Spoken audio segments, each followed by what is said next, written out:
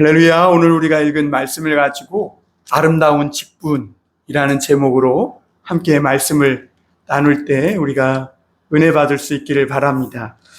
오늘은 이 교회의 직분에 관한 말씀과 또 교회는 어떤 곳인지 우리 15장 15절 16절에서 말씀하고 있는데요.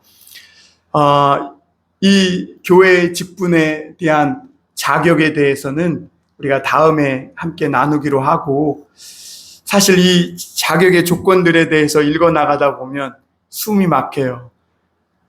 우리가 성경이 말하는 이 기준에 얼마나 부합된 삶을 살고 있을까? 하나님 앞에 참 부끄럽기 짝이 없을 때가 많아요. 그럼에도 이 감독과 집사의 자격을 오늘 성경이 가르치고 있는데, 이거에 대한 이 말씀들은 우리가 다음 주에 한 번 더 깊이 있게 나누기로 하고, 오늘은 하나님이 우리 교회를 우리를 교회로 불러주시고 또 우리를 성도라 부른 것도 모자라 하나님의 아름다운 감독과 집사 또 장로, 권사 이런 직분들을 아름다운 직분을 맡겨주셨는데, 저와 여러분들은 그 직분에 대한 자긍심, 긍지를 가지고 있는지 한번 돌아보시고 우리 말씀을 나누면서 나는 교회 목사다, 나는 교회 장로다, 권사다, 집사다, 이거에 대한 정말 자긍심이 있는가?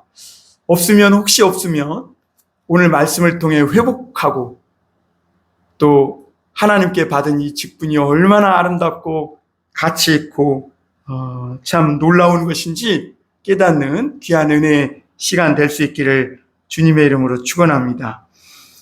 2006년도에 미국 펜실베니아 이 아미시 마을이라는 그 학교에서 일어난 사건인데, 그 학교에 한 남성이 침입해가지고 총기 난사를 벌이므로 거기에 10명의 소녀 아이들이 죽거나 다치는 그런 엄청난 사건이 일어났습니다. 그 사건이 왜 더더욱 충격적이었냐면, 그 아미시 마을이 어떤 마을이냐면, 그 사람들은 예수님을 온전히 믿기 위해서 세상 문명과 떨어져서 자기들만의 그런 공동체를 이루며 살아가는 그런 사람들이었어요. 그런데 그런 지역에 총기 살인 사건이 일어난 거예요. 이 총기 살인 사건의 주범인 남자는 그 아이를 어린 나이에, 그러니까 어린 딸아이를 잃고 오랫동안 우울증으로 지내다가 하나님께 원수를 갚겠다, 그런 마음으로 그 학교에 침입해가지고 산모나 남자아이들은 다 내보내고 여자아이 10명만 인질로 잡아가지고 그렇게 있다가 경찰들이 압박해 오니까 그 아이들을 향해 총을 난사했는데, 그래서 거기 아이들 중에 6명이 죽고 4명이 다치는 이 엄청난 일이 일어난 거예요. 그런데 이 지역에 총기 살인 사건이 일어났으니 전 세계에 엄청난 이목이 집중됐고, 그리고 이 사건으로 인해 세계에서 추모 집회 및 엄청난 이 자선 모금들이 모여졌다 그래요. 그런데 놀라운 일들이 그 아미시 마을에서 일어났다 그래요. 한 소녀의 아버지가 그 주민들과 함께 범인의 집에 찾아가 그 당일날 그 범인 남편을 잃은 아내와 그 2 자녀 그 집을 찾아가서, 나는 오늘 아침에 당신 남편의 범죄로 사랑하는 딸을 잃은 아버지라고. 그러면서 오늘 내가 여기 온 것은 당신들을 원망하거나 추궁하려고 온 게 아니라 당신들을 용서하러 왔다고, 두려워하거나 불안해하지 말라고. 나와 우리 주민들은 당신과 당신의 가족을 용서하기를 원한다. 그러고 용서의 말을 남기고 그 집을 나왔다 그래요. 그리고 그날 오후 아미시 공동체 모든 주민들이 찾아가서 그 가정을 위로하고 끌어안는 그런 일이 있었다 그래요. 그래서 이 사건이 10명의 소녀가 그 아미시라는 마을에서 총기 사건으로 인해 죽거나 다쳤다는 이것보다 더 충격을 준 그것이 뭐냐면, 조금만 억울해도 참 분노를 쏟아내기에 바쁜 오늘날 이 현대 문명 속에서 사랑하는 어린 자녀를 잃고 그 범인을 용서하고 그들을 끌어안는 이런 아미시 사람들을 보면서 그 모습이 너무도 아름답게 보이고 세상 사람들이 큰 충격을 거기서 받은 것이죠. 그래서 이 사건은 당시 미국 뉴욕타임즈뿐만 아니라 모든 세계의 신문에 대서특필됐다 그래요. 그래서 이 일로 인해 세계 언론사나 기자들이나 유명인들이 그 아미시 공동체가 도대체 어떤 공동체냐, 그게 굉장한 관심을 갖게 됐다 그래요. 그들은 이 일이 있고 난 후에 기자회견 하나 안 했고 이 일로 인해 억울함을 호소한 적도 없대요. 그냥 모든 것을 다 덮고 그날 그 주민들이 함께, 피해자 가족들이 함께 가서 그 범인의 아내와 미망인이 된 아내와 그 자녀들 가족을 용서하고 도리어 그들을 배려했다 그래요. 이 아미시 공동체가 그리스도인으로서 살아가는 그 모습이 온 세계 사람들에게 큰 충격을 준 것이죠. 여러분, 이런 공동체를 뭐라고 그러느냐? 교회라고 그러는 교회. 교회는 망망대해와 같은 어두운 세상에서 어둠을 밝히는 등대와 같이 서 있어야 하는 공동체로 하나님께 부름받았어요. 그 예수님이 꿈꾸던 공동체가 어떤 공동체냐? 마치 그 등을 등경 위에 산 위에 켜놓고 길을 잃고 어둠 속에서 방황하는 사람들이 그 빛을 보고 자기도 이렇게 살아서는 안 되겠다, 그런 마음으로 새로운 인생을 살고자 그 빛으로 나아올 수 있도록 길을 인도하는 그런 공동체가 바로 예수님이 꿈꾸던 공동체였어요. 예수님은 제자들에게 이런 말씀을 하셨어요. 이방인들의 이 집권자들은 너희를 임의로 주관하고 너희를 강제로 압류하고 그렇게 어떻게 너희를 대우하는지 너희가 알거니와 그러나 너희에게는 그렇지 아니하니라고 하시면서 너희는 서로 섬기고 서로 종이 되어야 될 것을 말씀하셨어요. 그럼 예수님이 그 로마 시대 당시의 세상을 모르는 분이라서 그렇게 말씀했을까요? 예수님이 그냥 자신의 어떤 허망한 그런 이상이나 공상에 사로잡힌 이상주의자라서 참 그 세상과는 전혀 반대되는 그런 말씀을 하셨을까 하느냐는 것이죠. 예수님은요, 당시 로마 사회의 그 중심에서 어떤 일이 일어나고 있는지를 피부로 다 느끼고 그 속속들이 내부까지 꿰뚫어 보고 있는 분이셨어요. 그 로마 시대 팍스 로마나 로마의 평화를 기원하면서도 그 안에 집권자들과 권력자들과 힘 있는 자들이 어떻게 살아가는지를 그 시대상을 한눈에 다 읽고 계셨던 분이 예수님이세요. 그 예수님이 세상의 집권자들이 어떻게 임의로 너희를 주관하는지 알고 있다, 이렇게 말씀하시면서 그러나 너희 중에는 그렇지 아니하니 이렇게 말씀하신 거예요. 그 말은 즉슨 무슨 말씀이냐면 하나님의 교회로 부름받은 하나님의 사람들은 세상과 완전히 다른 삶을 살아가야 한다는 거예요. 너희들은 하나님의 사람으로 부름받아 새로운 세계로 나아가는 그런 사람들이라는 거죠. 그것을 뭐라 그러냐? 교회, 에클레시아라고. 우리가 이 세상에 있지만 세상에 속한 사람이 아니요, 하나님께 부름받고 사도 바울의 고백처럼 죄인의 계수인 우리에게 하나님이 충성되이 여겨 직분까지 맡겨주시고 그리고 하나님의 일을 행하도록 하신 것이죠. 그러므로 혹시 내가 교회에서는 목사요, 장로요, 권사요, 집사요, 성도요, 그리스도인으로 이렇게 살아가면서 또 세상에서는 사회인으로 살아가는데 아무런 도전도 없고 어려움도 없고 갈등도 없다. 그 사람은 그리스도인이 아닐 가능성이 높습니다.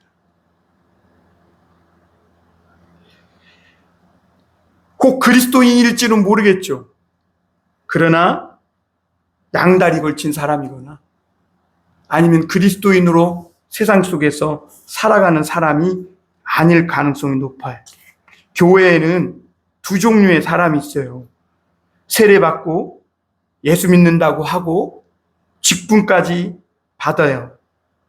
그러나 진지하게 예수 그리스도를 쫓아가는 삶에 열망이 없어요. 지금 그 사람이 어느 수준에 있는가? 저 사람이 목사고 장로고 권사고 집사인데 그 사람이 어느 수준에 올라와야 되지 않는가? 이런 얘기를 하는 게 아닙니다. 비록 예수님이 말씀하신 삶과 오늘 여기서 감독과 집사의 자격을 읊고 있는데 읽는 저도 숨이 막히더라고요. 나는 이 말씀에 얼마나 부합되고 살아가고 있는가? 그러나 이 예수님의 말씀과 그렇게 동떨어진 삶을 살아가고 있지만 적어도 그리스도인 하나님께 구별된 그런 교회의 성도라면 이 마음만큼은 조금이라도 세상 한복판에서 예수님을 쫓아가고자 하는 그런 마음의 열망이 있어야 되지 않느냐는 것이죠. 그런 사람이 바로 그리스도인이라는 거예요. 그리스도인. 주님이 그리스도인은 완벽한 사람이라고 하지 않았어요. 사도행전 11장에 보면 사도행전에 그 성령을 받고 복음을 전하며 초대교회 성도들을 향해 비로소 그리스도인이라 불렸다 이랬는데 그들이 완벽해서 막 오늘 여기에 있는 집사와 감독에 대한 자격 조건을 다 갖춰서 주님이 그리스도인이라 부른 게 아니에요. 그들에게는 비록 부족함도 있고 때로는 위선적이고 그러지만 그래도 세상 속에서 예수님을 그 말씀을 조금이라도 더 쫓아가고자 그렇게 주님의 삶을 본받고자 하는 열망이 가득한 그런 마음으로 살아가는 거예요. 그래서 사도행전은 그들을 향해 비로소 그리스도인이라 불렸다 그랬어요. 여러분, 그리스도인은 세상에서 만나는 이런저런 자극과 도전 속에서 어떻게 하면 예수님의 사람으로 살 것인가를 고민하는 사람이 되어야 될 줄 믿습니다. 우리가 세상에 어떤 어려움이 있는데, 어떤 위기가 있고, 어떤 도전들이 있고, 타협에 대한 시험들이 있는데, 그 가운데에서도 어떻게 하면 우리가 예수님의 사람, 하나님의 거룩한 성도로 부름받은 사람으로 살 것인가, 이것을 날마다 고민하고 질문하는 그 사람이 그리스도인인 겁니다. 그런데 교인은 교회로부터 좋은 것을 받고 하나님의 은혜도 받아요. 그런데 그 삶 속에서는 예수 그리스도를 진정으로 따르고자 하는 그런 마음이 있는 그리스도인으로 살고자 도전하지 않는다는 거예요. 교회는 그리스도인들만이 가진 그런 맛이 있고 매력이 있고 멋이 있는 그런 삶을 살면서 오늘 이 아미시 사람들처럼 세상 사람들이 저들이 완벽하지 않지만 그래도 믿지 않던 사람들이 저들이 믿는 하나님 예수 그리스도가 누구인가 알고자 하는 그런 마음문을 열 수 있도록 충격도 주고 자극도 주는 사람들이 바로 교회여야 된다는 것이죠. 왜 감독과 집사의 자격을 논합니까? 그것은 단지 너는 이런 사람이 돼야 된다, 율법적인 규율을 얘기하는 게 아니에요. 오늘 세상을 향해 믿지 않는 자들에게 저들이 우리의 모습을 보면서 아름다운 그리스도인의 멋과 그 맛을 우리에게서 보고 그들도 야, 지금 이렇게 사는 인생 외에 다른 인생이 있구나 라는 그런 마음을 열 수 있도록 해야 한다는 것이죠. 그러니까 오늘 말씀은요, 특히 15절, 16절을 가지고 교회는 어떤 곳인지에 대해서 좀 집중적으로 말씀을 나누길 원하는데 제가 15절 말씀 다시 한번 읽어드리겠습니다. 우리 한번 같이 읽어볼까요? 15절 중요한 말씀인데 우리 한번 같이 읽겠습니다. 시작. 만일 내가 지체하면 너로 하여금 하나님의 집에서 어떻게 행하여야 할지를 알게 하려 함이니 이 집은 살아계신 하나님의 교회요 진리의 기둥과 터니라 그랬어요. 여러분 여기 말씀에서 사도 바울은 교회의 본질 세 가지를 이야기하고 있어요. 첫 번째는 뭐냐? 이 교회는 진리의 기둥과 터라는 거예요. 마지막 부분에 있죠. 진리의 기둥과 터니라. 여기서 기둥은 우리가 대개 생각하기를 지붕을 떠받치는 그런 역할을 하는 것으로만 생각하기 쉽습니다. 맞아요. 지붕은 그 집을 유지하는 아주 중심, 그리고 지붕을 떠받치고 있는 그것이 바로 기둥이에요. 그런데 헬라 시대의 기둥은 좀 다른 의미를 가지고 있었습니다. 솔로몬 시대 때 솔로몬 성전에도 앞에 이 락인과 보아스라는 두 기둥이 있었잖아요. 야긴과 보아스라는. 그 기둥은 단지 지붕을 떠받치는 역할만 하는 것이 아니었어요. 특별히 헬라 시대에 보면 막 제우스 신전, 아폴로 신전 엄청 많은 신전이 있잖아요. 우리 장로님도 유럽 여행 다녀오셨는데 사진 찍어 보내준 걸 보면 그리스에 가보면 신전들이 이제는 다른 건 다 날아가고 뭐만 남았냐면 기둥만 이렇게 남아있는 걸 볼 수 있어요. 그런데 왜 이렇게 이 헬라 시대 기둥들이 신전에 많이 있는가?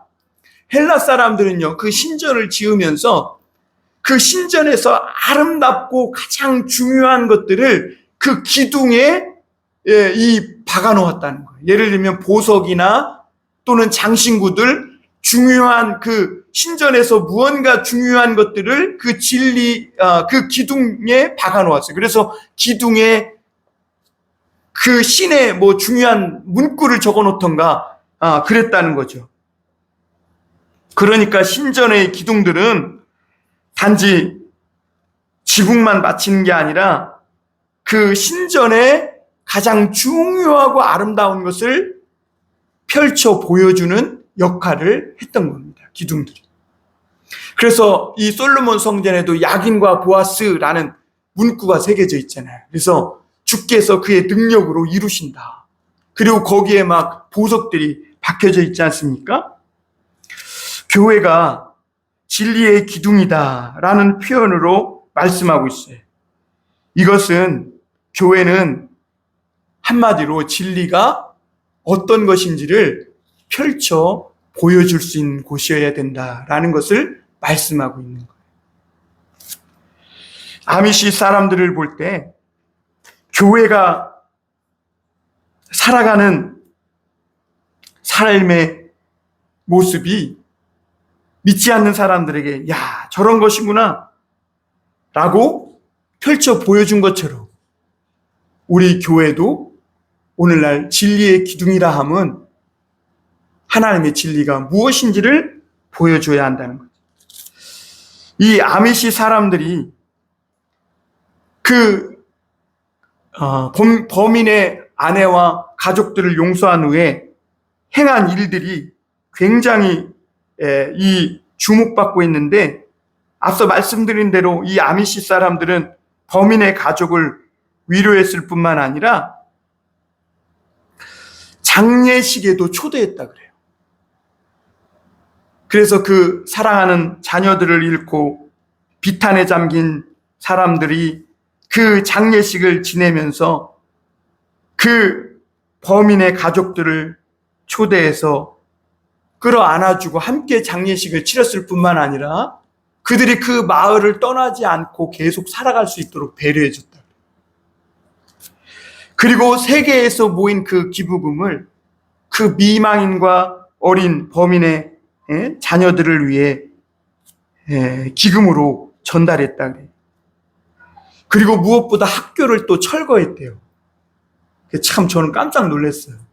우리나라는 막 세월호 그거 가지고 뭐 울고먹고 있는데, 이 아미시 사람들은 그 학교 건물, 아픈 상처와 기억들이 있는 그 생존자들에게 트라우마가 될 만한 이런 학교 건물을 상처가 되지 않도록 사건이 일어난 직후 얼마 되지 않아 그 학교 건물을 다 분해하고 철거하고 거기를 목초지로 이렇게 만들었다 그래요.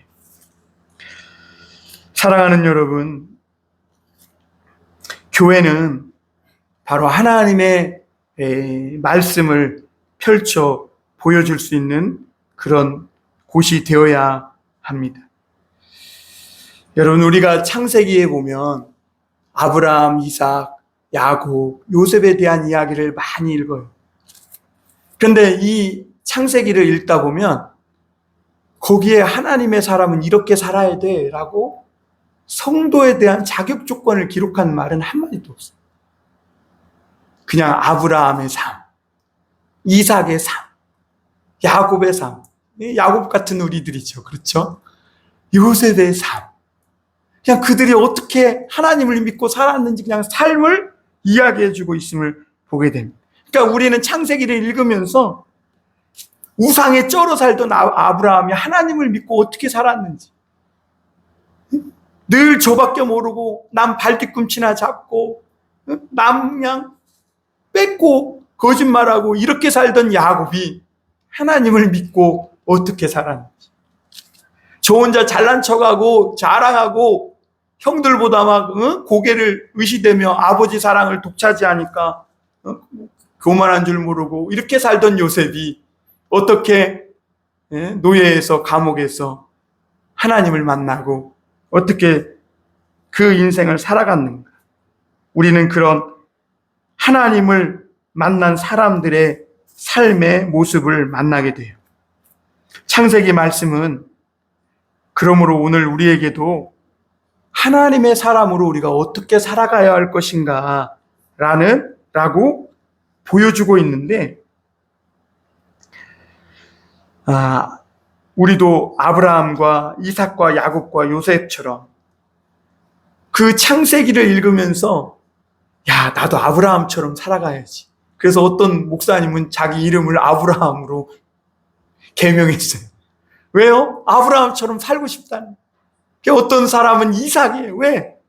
창세기를 읽다 보니까 이삭의 삶, 나도 이삭처럼 하나님을 이렇게 믿으며 열망하며 살아가고 싶다는 것이지.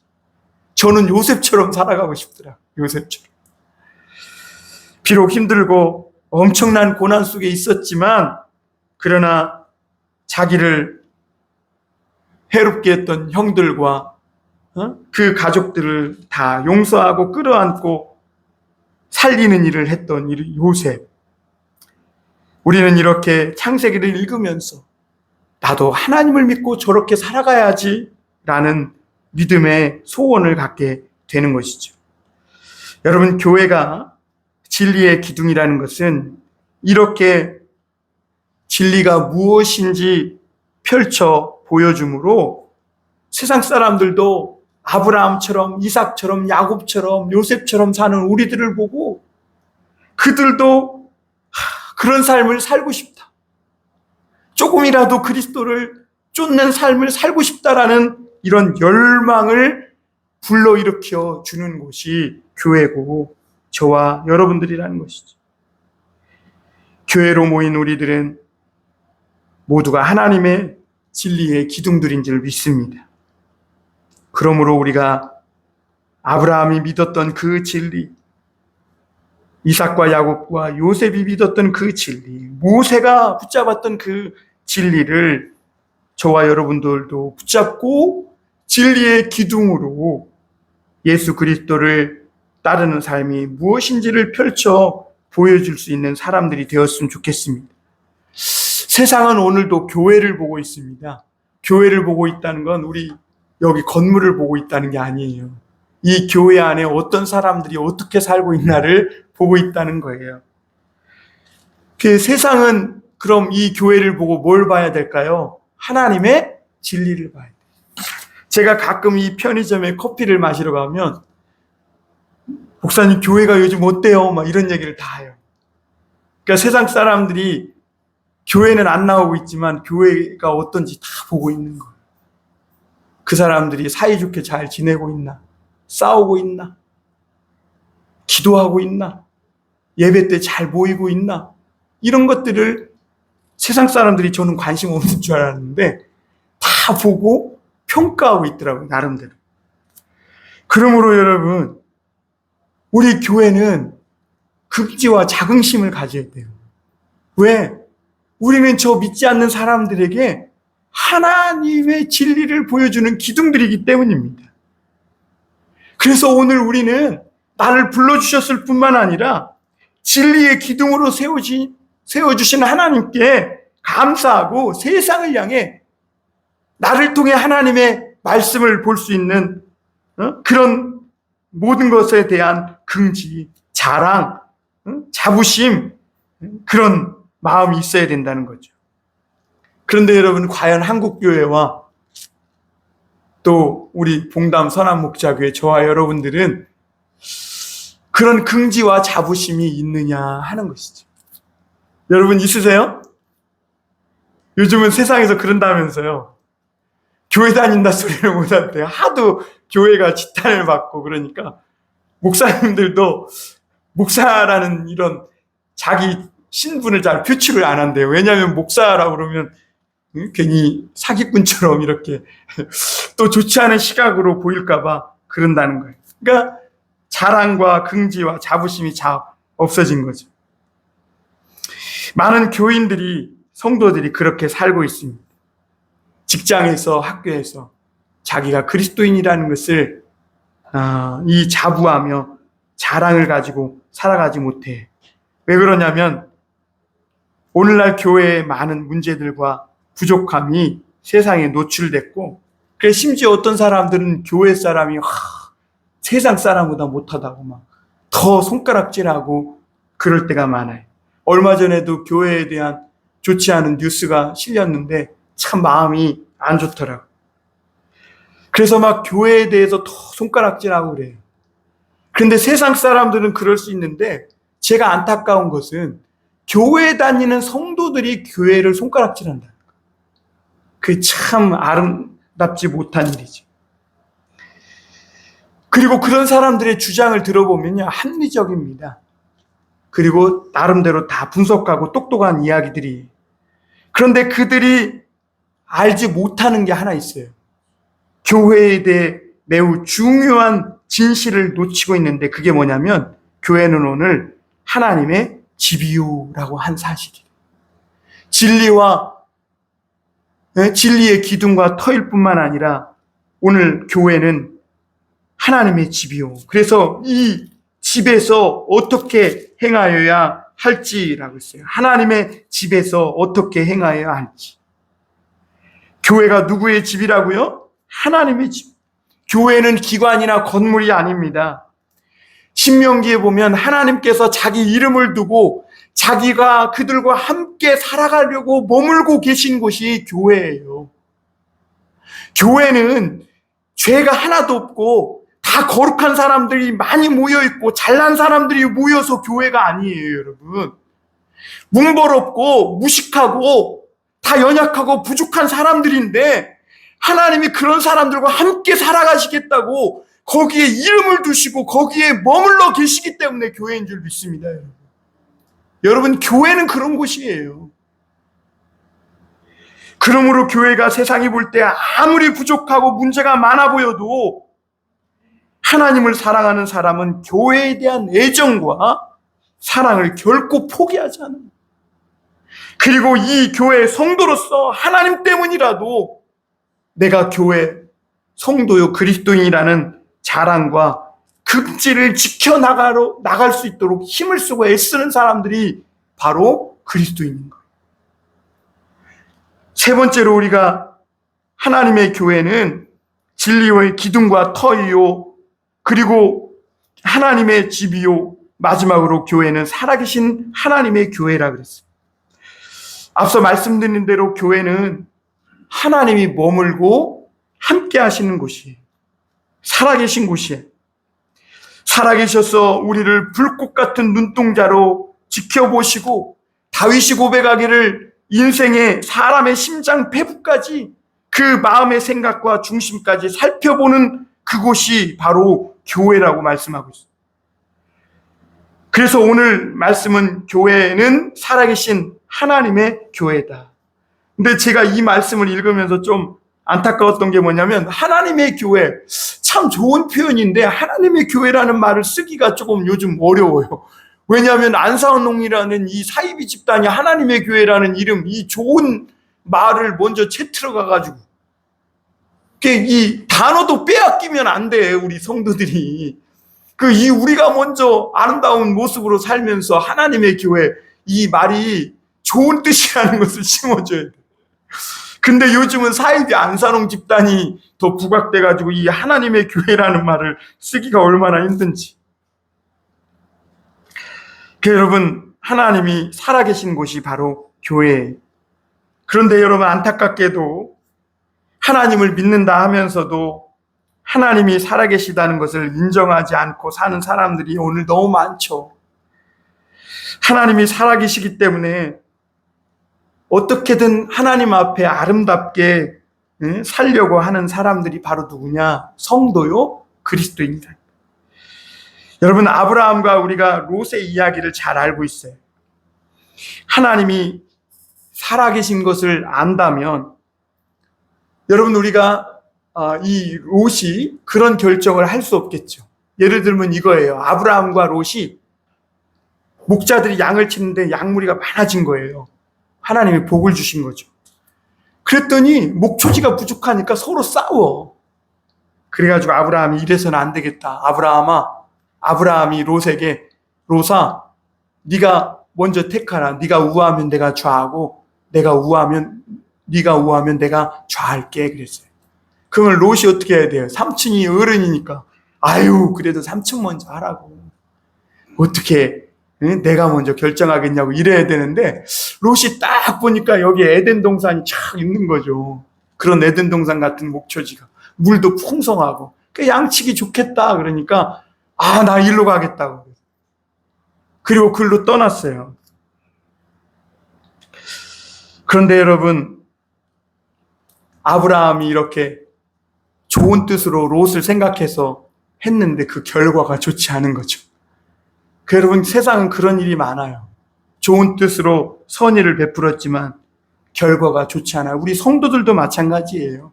성도들도 좋은 뜻으로 살아도 결과가 좋지 않은 경우가 많아요. 그런데 성경은 사람들의 눈에 보이지 않는 하나님의 손이 사람의 인생 가운데 작동하고 있다는 것을 말씀해 주고 있어요. 우리 창세기, 좀 시간이 많이 딜레이 되긴 했지만 우리 13장 14절 한번 같이 볼까요? 창세기 13장입니다. 우리 14절 말씀 한번 같이 읽어보겠습니다. 같이 읽겠습니다. 창세기 13장 14절 시작. 롯이 아브라함을 떠난 후에 여호와께서 아브라함에게 이르시되 너는 눈을 들어 너 있는 곳에서 북쪽과 남쪽과 그리고 동쪽과 서쪽을 바라보라 그랬어요. 참 놀랍죠. 제가 여기 은혜를 많이 받은 게 아브라함과 롯이 다툴 때 하나님은 아무 말씀도 안 했어요. 누구 편을 들어준 것도 아니에요. 그런데 놀라운 사실은 롯이 떠난 후에 하나님이 아브라함에게 나타나 이르시되 그랬어요. 여러분, 아브라함과 롯이 다툴 때 하나님은 일절 이런 방구 없다가 안 나타나시다가 하나님이 롯이 떠난 후에 아브라함에게 나타나 말씀하시는 이 장면은 하나님은 무대 뒤에서 이 아브라함과 롯의 행동이 어떠한지 다 지켜보고 계셨다. 아브라함이 말로는 이 녀석이 하나님을 믿는다고 막 그러기는 하는데 정말 이 아브라함이라는 이놈이 어떤 이권 문제가 생기거나 인생의 생사에 정말 생사가 걸린 어떤 문제가 생겼을 때에도 정말 하나님의 사람답게 처신하고 행동하는가. 하나님이 이걸 본 거죠. 그리고 하나님은 아브라함이 정말 하나님을 믿은 하나님의 사람답게 처신하고 행동하는 이런 모습을 보면서 롯이 아브라함을 떠난 후에 하나님이 아브라함에게 나타나 이르시되 이렇게 말씀합니다. 그리고 오늘 놀라운 말씀을 그 뒤에 말씀하고 계세요. 하나님이 롯이 아브라함을 떠난 후에 여호와께서 아브라함에게 이르시되 너는 눈을 들어 너 있는 곳에서 사방을 바라보라는 거예요. 사방. 아브라함은 그 좋은 목초지, 그 많은 양떼들을 먹이고 마시게 하기에 좋은 목초지를 빼앗겼다 생각했는데, 그런데 그럼에도 불구하고 롯을 그렇게 먼저 좋은 곳을 선택하여 나갈 수 있도록 호의를 베풀었을 때 하나님은 그에게 나타나 눈을 들어 한번 네 북쪽, 남쪽, 동쪽, 서쪽을 보라. 그러면서 이 보이는 땅을 다 내 후손에게 주리라 말씀하신 걸 볼 수 있으며 하나님이 축복하신 거죠. 이런 것이 인생 무대 뒤편에서 오늘 예수 믿는 저와 여러분들에게도 일어나는 일인 줄 믿습니다. 하나님은 살아계세요. 살아계신 하나님이 우리와 함께 계심을 신뢰하고 믿으시길 바랍니다. 저와 여러분이 이 살아계신 하나님 품속에서 살아가고 있어요. 그래서 어떤 일에도 어떤 세상의 도전에도 안전하고 두려울 것이 없음을 믿으실 수 있기를 주의 이름으로 축원합니다. 하나님 안에서 저와 여러분 다 안전하고 하나님 사람답게 살아도 하나님은 조금도 우리가 피해보지 않도록 은혜와 축복해 주시는 살아계신 하나님이심을 믿으시길 바랍니다. 하나님이 살아계시지 않는다면 우리는 그저 좋은 일하고 억울한 일 당하고 끝나는 것으로 그냥 인생 마무리 되겠지만 무엇보다 하나님은 이 모든 걸 다 보고 계시고 축복해 주신다는 거죠. 그래서 여러분, 내가 하나님 편에 서면 하나님은 언제든지 저와 여러분들 편에 서주실 줄 믿습니다. 그래서 여러분, 살아계신 하나님을 100% 내 편으로 움직이는 길이 뭔가? 자꾸 내가 하나님을 내 편으로 끌어들이려면 안 돼요. 내가 하나님 편이 되어야 될 줄 믿습니다. 우리 교회로 하나님을 끌어들이려면 안 돼요. 그러니까 우리 교회 편을 만들면 안 돼요. 우리 교회가 하나님 편이 되어야 될 줄 믿습니다. 물론 우리 교회들이 문제가 많은 것이 사실입니다. 그러나 여러분, 개혁이라는 것은 우리 교회의 이런 문제들, 병적인 증세들을 다 뜯어 고치는 것이 개혁이 아니라 오늘 저와 여러분 성도들 안에 잃어버린 하나님, 그 살아계신 하나님이 다시 돌아오시도록 하는 게 개혁인 줄 믿으시길 바랍니다. 예, 개혁은 뭔가 막 잘못된 걸 뜯어 고치고 잘잘못을 따지고 그것도 필요하겠지만 근본적인 건 살아계신 하나님이 우리 교회에 또 또 우리 성도들 심령과 가정에 다시 돌아오시도록 하는 것이 개혁이. 교회는 사람이 아니라 하나님이 주인 되셔서 이끌어 가시도록 해야 돼요. 그러므로 앞으로 저와 여러분들 이 교회를 이끌어 가면서 우리의 인간적인 조직, 시스템 이런 것들이 다 있겠지만 우리 하나님이 역사하시도록 더 공간을 많이 만들어 나아가는 저와 여러분이 되었으면 좋겠습니다. 세상에 많은 사람들이 겉으로는 웃고 있지만 속으로는 울고 있는 인생들이 많이 있더라고요. 자기의 업보로 인해 고통의 눈물을 흘리는 사람도 많아요. 그래서 그들은 어떻게 하면 다시 한번 지금이라도 새로운 인생을 살아갈 수 있을까? 어디 가면 그런 인생을 인도해주고 가르쳐줄 수 있을까? 찾는 사람들이 많아요. 그곳이 어디가 돼야 합니까? 바로 저와 여러분, 우리 봉담 선한목자 교회가 되어야 될 줄 믿습니다. 처음 교회가 우리나라에 들어왔을 때 교회는 신세계였다 그래요. 그리고 당시 여자들은 종처럼 살았다 그래요. 교회 가면 개똥이 엄마, 나주댁, 순천댁 뭐 이렇게 부르잖아요. 그런데 교회 가니까 나주댁, 순천댁, 개똥이 엄마라고 부르지 않고 이름을 불러주더라는 거죠. 그런데 그 이름을 불러주면 뭐가 돼요? 그 사람은 꽃이 되는 거죠. 그러니까 그 여자분들이, 우리나라의 초대교회 여자분들이 교회에 오셔서 이제는 내가 종이 아니라 노예가 아니라 아무개 집안의 일종이 아니라 자유인으로 저주받은 인생이 아니라 축복받은 인생으로 부름받은 사람이구나라는 것을 깨닫고 교회에서 그런 대우를 받으면서 우리나라의 여성들이 큰 힘을 얻었다 그래요. 그 일이 불과 130년 전의 일이래요. 그런데 놀라운 일이 그런 일들이 우리 조선 땅에 일어나면서 불모지 같은 이 조선 땅에 교회가 시작됐고 이 여성들로 인해 놀라운 부흥이 일어났다는 거예요. 사랑하는 성도 여러분, 우리 교회가 성도로 부름받은 우리의 믿음 그리고 삶이 한국교회와 우리 봉담 지역의 자랑과 긍지가 되도록 살아가는 그런 저와 여러분들 되었으면 좋겠습니다. 예수님을 펼쳐 보여줄 수 있는 진리의 기둥들이 되고 하나님이 주신 아름다운 직분에 대한 자부심을 가지고 세상을 향해 교회는 진리의 기둥과 터요 살아계신 하나님의 집이라는 것을 펼쳐 보여줄 수 있는 그런 아름다운 성도라 불리우고 직분을 받은 저와 여러분들이 다 되시기를 주의 이름으로 축원합니다. 기도하겠습니다. 하나님 아버지 감사